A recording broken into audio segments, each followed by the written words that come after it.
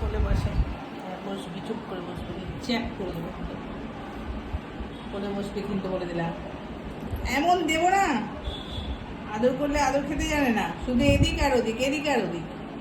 এবার ঘুমিয়েই যাবে আদরের চোখে, এবার ঘুমিয়েই গেল, চোখ বন্ধ হয়ে যাচ্ছে, ওর এত আদর খাচ্ছ, চোখ বন্ধ হয়ে যাচ্ছে। বাবা চুল খাড়া করে দিচ্ছে একদম, কান দুটো দেখ।